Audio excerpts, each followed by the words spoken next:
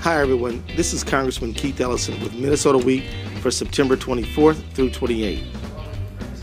At the start of the week, I visited the Minneapolis Community and Technical College to discuss the spread of voter suppression laws across the country and how they could affect your right to vote. I also joined with interfaith leaders from Minneapolis who are working for fair voting laws. A proposed voter suppression law in Minnesota would cost over $20 million and disenfranchise thousands of eligible voters.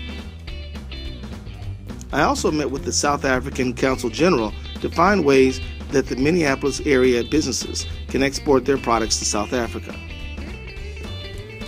Later in the week, I talked to accountants from around the 5th Congressional District about a bill I've introduced called the Inclusive Prosperity Act.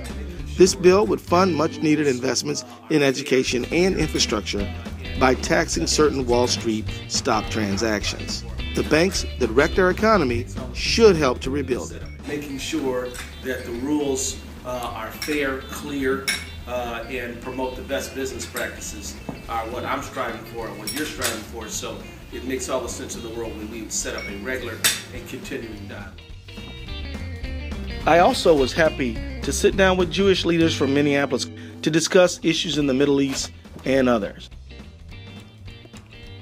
Finally, I attended a youth development roundtable to talk about how America's young leaders can get involved in public service.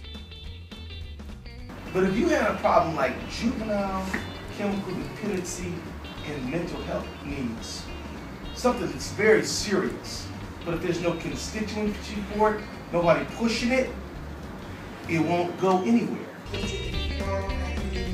Once again, this is Congressman Keith Ellison with another Minnesota Week. Thank you.